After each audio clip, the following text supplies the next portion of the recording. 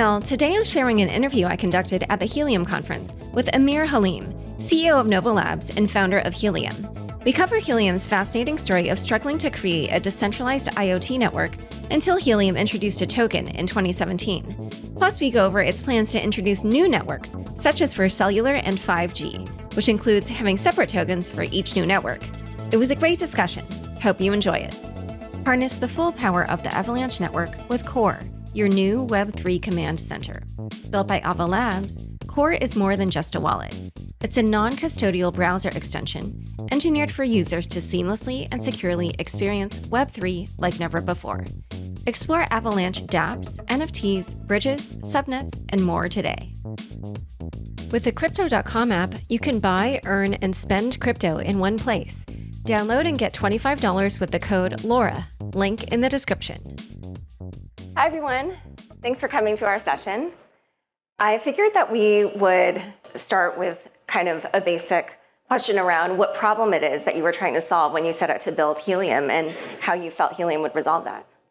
Yeah, in the initial version of Helium, or the version that I think we have now, was really aimed at trying to build a ubiquitous IoT network. Like, how would you build like a network that was literally everywhere for IoT devices, which are things like sensors and tracking devices, and it's difficult. It's a difficult problem to solve in a traditional way, right? Like, we've seen big telcos really struggle with deploying IoT networks because the cost is just, quite frankly, too high to build the network, which means that the cost to use the network for the users is too high.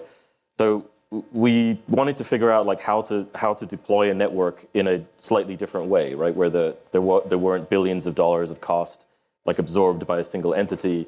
Because the downside there is, as I mentioned, like you have to pass that cost on to users, right? And so companies that are building like precision agriculture applications or logistics applications, tracking packages, it can't cost $20 a month, right? Like it in a lot of cases, customers want to spend like $1 a year or something, right? So you need a very different way of building the network. And building this crypto economic model was, to me, like a really interesting way of like distributing ownership of the network, right? In the same way that I think of Airbnb as having distributed hospitality to people and Uber having distributed transportation to people.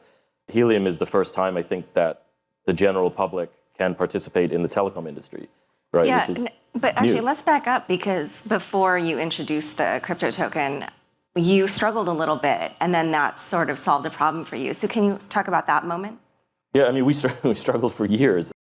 We launched in 2013, actually July 4th it was, and we didn't really know how to solve the problem. Like we had a lot of ideas on how we might do this differently. A lot of them were actually similar to what we ended up doing, but we didn't have the right economic structure, right? Like we didn't want to build the network. We knew it was going to be too expensive, and we would just be like a low budget version of AT&T or something, right? And so we didn't really want to do it that way. And so we struggled with all sorts of different approaches. Like we tried to make it sort of developer first and sort of hope that developers would build the network. We hoped that customers would, partially build the network. It wasn't really until probably 2017 that we started paying attention to crypto in any meaningful way, which is sort of embarrassing. It took us that long to figure out that crypto was a thing. Still early. Yeah, well, it's still very early, right? But it didn't feel like it at the time. But yeah, even back in like 2013 or 14, I think Mark Phillips, who runs business development for us, who's here somewhere, we were joking that we should put ASIC, miners inside hotspots, right, to mine Bitcoin. We didn't really know what that meant at the time. We were like, I don't know if that's even a thing. But then we sort of forgot about it for 2 or 3 years. And for me, when I read the Filecoin white paper, actually was the first time that I had seen someone trying to build a crypto network that was specific to like an application, right? It wasn't just about moving money, or it wasn't esoteric in the way that Ethereum or something was. And it was like, okay, would they want to build a file storage network, and this is how they're going to do it? And then it was like a little bit of a light bulb for us. It's like, well, what if we could do the same approximate thing, but for network coverage? And that's kind of how it was born. It was probably sort of towards the end of 2017. And so once you introduced the token, kind of how did the network behave, or how did participants on the network behave before, and then how did they behave after? So it was really a big reboot when we started this version of Helium in 2019. As I mentioned a little bit ago, we launched actually here in Austin in 2019. And I think there's three types of like participant in Helium. At least this is the way I've come to think of it. There are like crypto enthusiasts, right, who are familiar with mining. Maybe they mine other, crypto protocols. There are IoT enthusiasts, so people who are already involved in IoT that, were working with LoRaWAN or knew about it, or were building sensors or were building applications. And then there's a group that I don't know how to describe them any better than to just call them like telco anarchists, who hate telcos, right? And it's an easy one to hate, right? Like I don't think anyone is particularly like thrilled with the telco industry. So those are kind of the three constituents, and they all behave kind of differently, right? Like the IoT enthusiasts are focused on the developer applications and like how to build, stuff that uses the network. The crypto miners are like purely focused on like mining and ROI and rewards. And the telco anarchists are just, doing their thing. I don't know, but that's, those are, I think, kind of the constituents, and they're all motivated in slightly different ways. But ultimately, everyone gets to participate in like the economics of this, and I think that's really fascinating. Yeah, I actually feel like those groups apply to pretty much all the crypto networks. You've got like the speculators, the actual users, and then the people who are kind of like ideological about it. And so now, at this point, you've grown to 1 billion devices. How did you do that? And kind of give us a picture of like where they are and where you still have kind of dead spots, I guess. I'm not sure how to call them. Yeah, so there are, it's closing in on about 1 million devices globally now. Oh, sorry. Hotspots. I misheard you when you spoke the other day. Billion sounds better, but okay. I wish not quite there. Definitely a difference. Getting there soon. I still can't believe that this is accurate, but someone said that 10% of the Earth's population is close to helium coverage now, which I don't know if that's true or not. Don't hold me to it, but it sounds good. And 75% of US zip codes are, have some amount of helium coverage. And so some of that is a function of the technology that we use. So the protocol that we use is called LoRaWAN. It is extremely long range, right? So a single hotspot can create, in some cases, miles and miles of network coverage. But really, it's just, I think it's this excitement around getting to participate in this industry for the first time, right? It's like, you can't get into the telecom industry. There are so many moats, right? There's spectrum, and there's the cost of infrastructure, and there's the complexity of like actually deploying it and using it. And so I think part of what Helium did really, really well was make the user experience of building a network quite simple, right? Like you got a device that wasn't ugly, right? It wasn't like an ASIC miner, which is kind of like a shoebox of wires, right? It was kind of decent looking, and you set it up with a phone app in the same way that you would a consumer electronic device. And I think making it easy to use is a critical like innovation there, right? Like because it opens it to a much broader audience. And I think crypto in general still has a lot of work to do in terms of like closing that gap. It's still wildly complicated and confusing for the most part. So I think Helium did that well, and it's a big part of why the network has been able to like grow and expand and reach so many different people. And so it sounds like there's quite a concentration in the US. I actually don't know the numbers off the top of my head, but there are about 65,000 cities and 170 countries, I think is the approximate number. So I actually don't know the percentages, but it's definitely, we started in the US, like we were US centric for a while, but we now have like all sorts of different vendors that are manufacturing hotspots in different regions of the world. And so it's very global now, but I actually don't know the distribution percentages. And so you started with the Internet of Things. Can you talk a little bit about who it is that began using Helium for that purpose and kind of what that usage looks like? Yeah, so I think one of the challenging things with the IoT space is it's different from something like cellular, right? Like with cellular, like there is a use case, right, which is phones, like for the most part, right? And with IoT, it is not like that. Like the use cases are just literally everything, right? Like anything you could think of, right? And so the breadth of applications are both impressive, but also a challenge, right? Because it's difficult to focus on any one particular thing and say like, okay, that's where we should be spending all of our business development energy or something, right? It doesn't really work that way. And so it's everything from precision agriculture, which is the whole industry of, how do we make farming more efficient, basically, right? Using data and sensors, to logistics, like how do I track packages and, know where everything is all the time, and to, there's a drone delivery company that I just mentioned, which is one of my favorite, where they're actually delivering packages using drones. So it's very, very broad. I think Salesforce is using it to track employee badges. So it's all over the place. Like you couldn't even look at a single use case and say like that's the one, right? Like you can in cellular, for example, which is both a strength and a challenge at the same time. I have to say, the Salesforce thing sounds a little creepy. Yeah, I mean, all of it's a little creepy. You know, they've got like sensors everywhere, right? And it's like one of those like tags on you know, that you put on an animal, or I don't know. But anyway, hopefully they're I won't speak to Salesforce's HR policies. I don't know. So now let's talk about some new initiatives that you have. You're going to be adding new networks. Talk about what those networks are and why you decided to add them. And something interesting to me is that you're going to have tokens for each of them. So I'm curious about why you decided to go that route as well. It was really demand-driven is the way I like to think of it, right? We were very focused on IoT. We've spent so long in that industry that I don't want to say expert, like I never feel comfortable saying we're experts in something, but we know a lot about IoT. And so there's still a lot of work to do there, right? Like we aren't finished by any means. It was really the FreedomFi team. So FreedomFi is a company based in the Bay Area also that was building open source cellular networks, right? Like their vision is effectively to be sort of the Linux or Red Hat of cellular networking. Today, like that industry is dominated really by three players, like Nokia, Ericsson, and Huawei are the companies that build base station infrastructure for all the telcos. And the vision there was like, okay, maybe just like you did in the enterprise server market, where it used to be dominated by like Sun and HP and Microsoft, and eventually kind of got blown up by open source Linux. Maybe the same thing could happen in the telco industry for cellular, right? Which is that the infrastructure could get much cheaper and much simpler and be much more broadly available globally. And so they discovered Helium at some point in their journey, right? Like and realized that Helium was an interesting way of accelerating that vision. And so that was really how we got introduced to it. We had always toyed with the idea.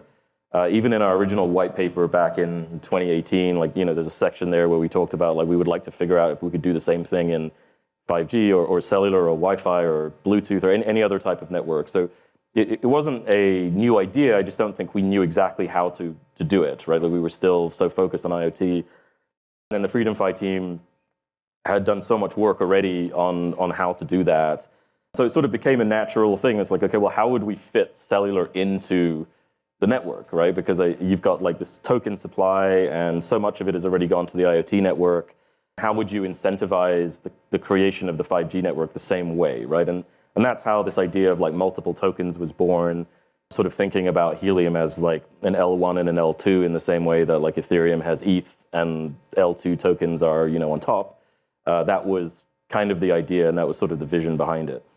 Oh, does that mean that with existing Helium devices, you can just add 5G to your existing device, or do you need a separate device, or? It will probably be possible to do some of that, right? So I know, I'm not even sure if I'm supposed to talk about it, but one of the vendors is thinking about doing that, making an add-on device for their existing hotspots that makes it possible to turn their existing IoT device into a cellular-ready device. But for the most part, you'll be buying new hardware that does a different thing. And how do you encourage people kind of in those dead areas to spin up devices? Because I imagine like cities probably have much more coverage simply because there's more people there.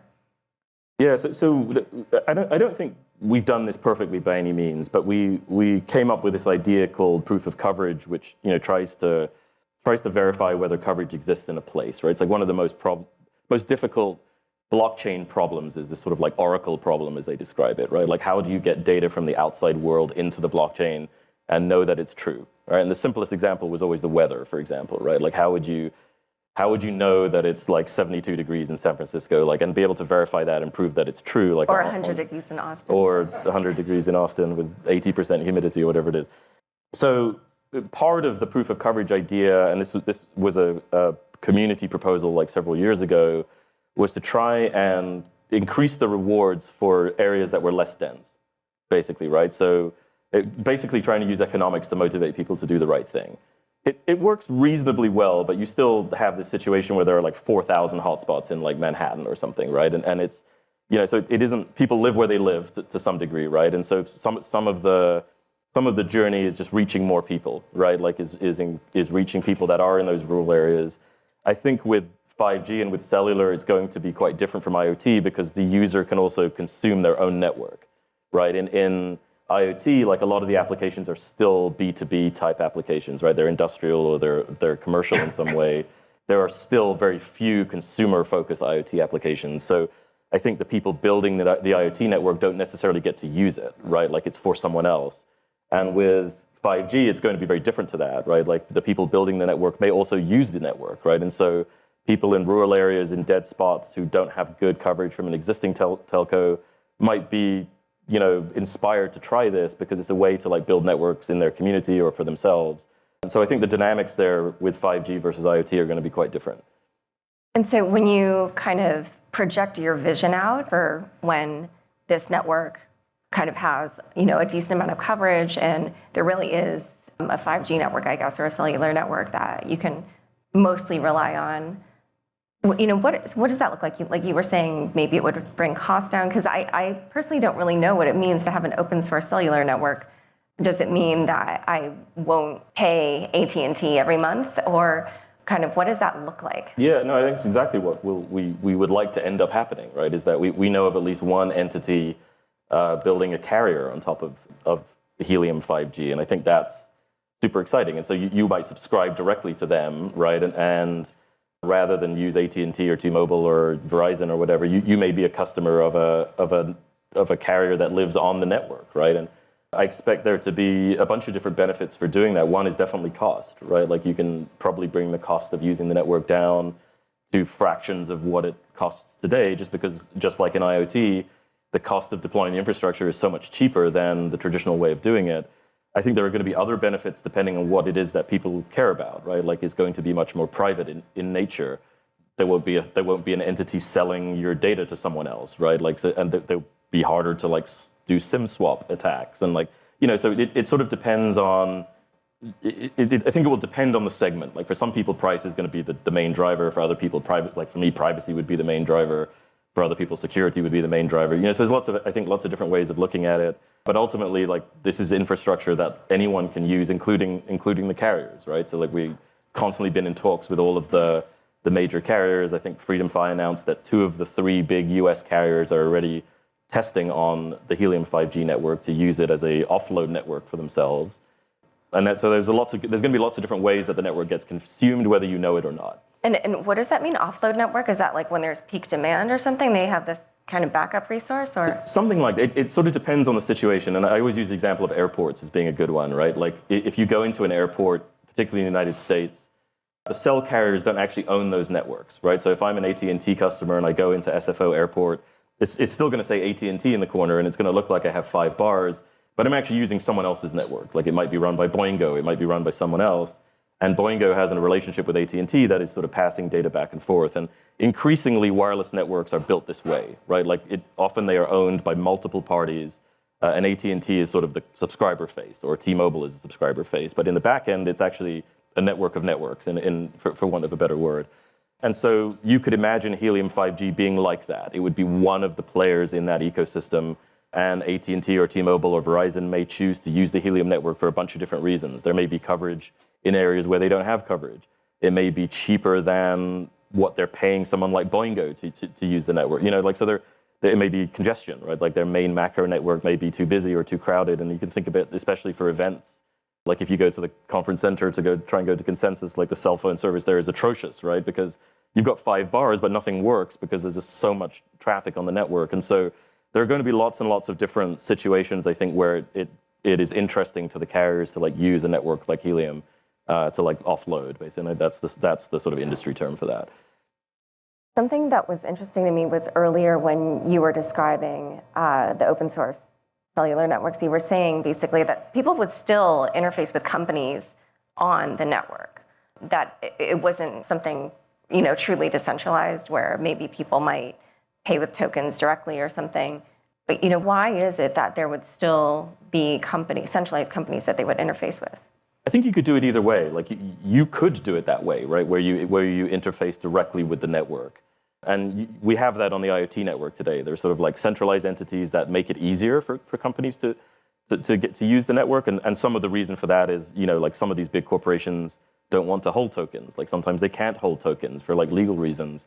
So sometimes it is necessary for there to be an interface somehow, right? And I think what's important is the is making it possible for like multiple entities to be the interface, right? Like we don't have to be the interface on the IoT network, for example. Like there are several providers that make it possible. If you didn't want to do it directly on chain and you didn't want to hold tokens and you would rather use a credit card, for example, like there are entities that will help you do that. And so to me, it's important that it isn't just us. Like sometimes customers are added to the network, we have no idea who they are. We don't even know they exist. And that's great, right? Like it's perfect to do it that way.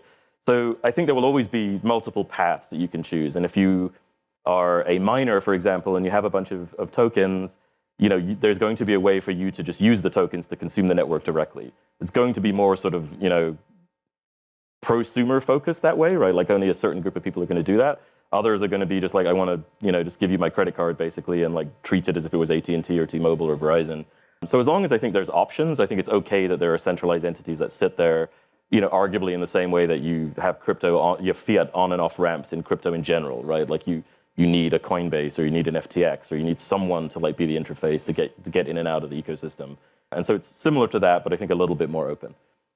And actually we kind of touched on this question of why you would have a separate token for each of these new networks that you're building, but why is that? Why is that necessary? I think a few different reasons. I mean, one of them is to think about governance, right? Like the way the networks work is going to be very, very different from each other, right? And as an example, like the cost of using the cellular network should be completely different from the cost of using the IoT network, right? And as an example, I think using the IoT network is about $400 a gigabyte, right? In cellular land, that's absurd, right? Like you just could never pay that, right? And so in the 5G network, it's 50 cents a gigabyte, right? And so there are going to be these very different considerations, and the way the proof of coverage protocol works is going to be completely different from network to network. So one of them is to try and encourage governance of each protocol to like be in the hands of the people actually like building those networks, right? So if you are building the IoT network and you are a holder of the IoT token, like you are the one with governance rights for that token, right? Not HNT holders, like IoT holders, right? And the same for 5G, and that will be called the mobile token. And so part of it is that. Part of it is this sort of notion of like unit bias, right? So there was an improvement proposal maybe about a year ago that suggested redenominating HNT, right? So that one HNT would become 1,000 HNT. And part of that is miners don't like earning 0.05 HNT a day or whatever the average is, right? They would rather have 50 or 500. And we aren't the only network to have like struggled with this. Like Polkadot did this, a while ago. They redenominated and they added, like 4 zeros to the end of their, to their token. And so some of it is that, right? Like having this sort of redenomination. And some of it is just to allow the economies to exist on their own. Like people might, speculators or investors in those networks, I think want to speculate in different ways depending on what the network is, or they might have different desires or different visions for how this is going to go.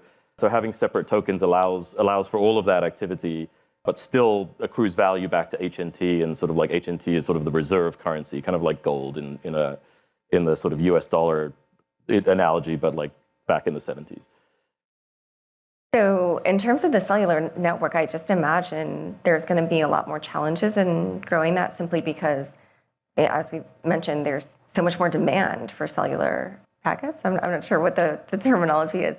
So how do you imagine overcoming that? Because I do think probably the Internet of Things network is just a lot easier to build because there's not as much demand. So it's easier in a bunch of different ways, right? I mean, the range of the IoT network devices is much larger, right? And so there's in radio frequency technology, you're like always trading range for bandwidth, basically, right? So you can make the bandwidth extremely small, right? So that you can only send, tiny bits of data, and you get longer range out of that. In the cellular applications, it's the opposite of that, right? The bandwidth is very wide, but the range is relatively tiny. So you're going to have a different type of challenge, right? Like you're going to need many more devices being hotspots, in order to create like reasonably useful coverage networks. The flip side of that is there's so much more demand, right? So arguably there's more economic incentive to set up more devices because there's going to be a lot of phones using those networks, right? And so it's different from the IoT network, which is, I think, still searching for applications, right? Like there's, a 5 or 10 year like lead time basically for IoT to get big, as far as I'm concerned. And there's one example of a company using this network called NanoThings that has built this tracking device that's like a sticker, and they started before we did, right? And they're only now, like getting their product to market in like a meaningful way. And so that's how long it takes to like go from an idea to like an actual product. And so everyone kind of has to be aware of that, right? Like IoT is on a long, long timeline, and that's okay. But cellular is going to be very different. You're going to require many more devices, as you're saying. Like the demand is so much higher for bandwidth. The range is so much worse on the device side. But at the same time, the economic incentive is very different, right? Like they're going to be like real data consumption on the network. And that's ultimately where I think Helium and HNT as a token needs to be, which is ideally like decoupled from the very speculative nature of the crypto markets, right? Like it shouldn't be that when Bitcoin goes down 3%, HNT goes down 10% or something, right? Like we want to like try and get rid of that coupling so that demand for HNT is primarily driven by usage rather than speculation. All right, well, what future kind of milestones or challenges are you looking forward to as you move forward with Helium? Yeah, so as I mentioned a little bit earlier, like the mobile token launches in a few weeks. And so that's kind of the first major milestone, which is that anyone that owns a 5G hotspot will start to earn mobile tokens. So definitely a good time to start getting involved with that. And then, there's a lot of like implementation steps required in order to like get to the sort of fullness of a network of networks kind of idea. So I think it will realistically probably take us until the end of the year until all of that is finished. And so that's exciting work. And then I'm excited to see what people do with the network, like as it grows, right? Like, and we already know about some of the things that are coming, and it will be exciting to announce some of those partnerships and some of those deals. This work that we're doing as Nova Labs as a company, which we'll also be announcing, which I think is also really exciting. So we have our hands full for the foreseeable future, but it's all, to me, like incredibly exciting and an amazing journey. And what have I not asked you that you would want this audience to know? I'm shilling again, but people should buy hotspots while they're here because they are heavily discounted while everyone's here. So go do that upstairs and downstairs.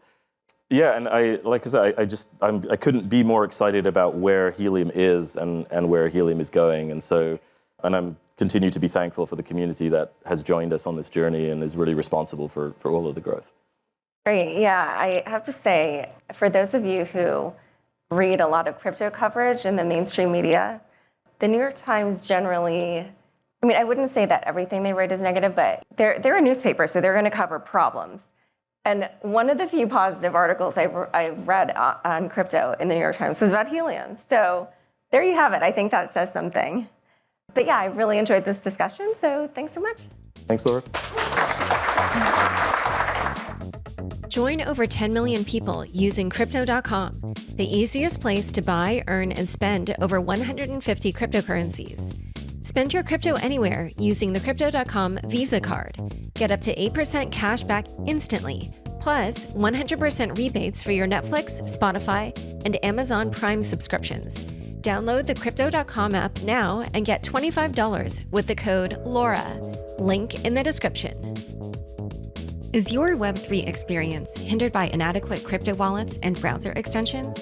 Ava Labs has created Core, a free, non-custodial browser extension engineered for Avalanche users to have a more seamless and secure Web3 experience. The best-in-class Avalanche Bridge now offers native support for the Bitcoin network. Put your Bitcoin to work in the robust DeFi ecosystem by bridging BTC to Avalanche today. With Core, you can also easily swap assets, display your NFTs in style, store your assets in a ledger-enabled wallet, and put real dollars into your crypto wallet in just a few clicks. Core is everything you need for a simple, secure, and convenient Web3 experience. Download the free Core browser extension from Google Chrome's App Store today. Thanks for tuning in to this week's news recap. Voyager Digital filed for bankruptcy. Crypto broker Voyager Digital filed for Chapter 11 bankruptcy. By applying for this type of bankruptcy, Voyager will be able to stay in business while it restructures its obligations and reorganizes its assets and liabilities. The company has $1.3 billion in crypto assets and $350 million in cash held at Metropolitan Commercial Bank, according to the statement released by the firm.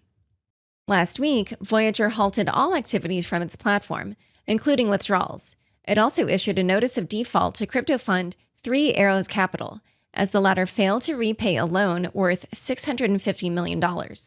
Voyager's financials were extremely debilitated by its exposure to 3AC. Stephen Ehrlich, CEO of Voyager Digital, pointed to Three Arrows Capital as the trigger for its bankruptcy. We strongly believe in the future of the industry, but the prolonged volatility in the crypto markets and the default of Three Arrows Capital require us to take this decisive action, Ehrlich said. If the restructuring plan gets passed by the court, customers with assets in the platform will receive a combination of crypto in their accounts, proceeds from the 3AC recovery, common shares, and Voyager or VYG tokens. Matt Levine from Bloomberg estimated that if the VYG token has no value and 3AC doesn't recover at all, users could expect 72 cents on the dollar. Customers have been hit hard and are blaming Voyager for deceitful marketing. I interviewed Jess Archer, a Voyager customer who has $70,000 locked in the platform. She said, on June 20th, they reached out to a bunch of partners and entered into these NDAs to try to bail them out. And 6 days before that, they sent an email out to us, meaning the customers, reassuring us that they didn't have any exposure to Celsius, they never engaged in DeFi lending.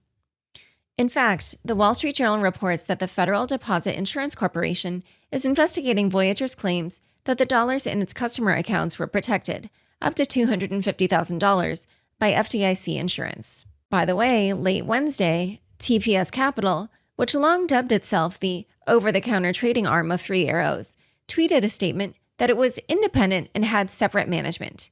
TPS is an independent legal entity and its operations are separate and distinct from those of 3AC, it said. FTX bails out BlockFi. FTX, Sam Bankman-Fried's crypto trading platform, has closed a deal to lend struggling crypto lender BlockFi $400 million in revolving credit. The deal includes an option to buy BlockFi at a variable price up to $240 million max. Zach Prince, BlockFi CEO, explained what he believes led to this deal. Crypto market volatility, particularly market events related to Celsius and 3AC, had a negative impact on BlockFi. The Celsius news on June 12th started an uptick in client withdrawals from BlockFi's platform, despite us having no exposure to them, he said. Last Friday, it was rumored that FTX was going to buy BlockFi for just $25 million, a mighty fall from July 2021, when BlockFi was valued at $4.75 billion. So, if it is sold for $240 million, that would mean a $4.5 billion loss from its peak valuation. This is not the first credit line that BlockFi has secured with FTX since the start of this bear market.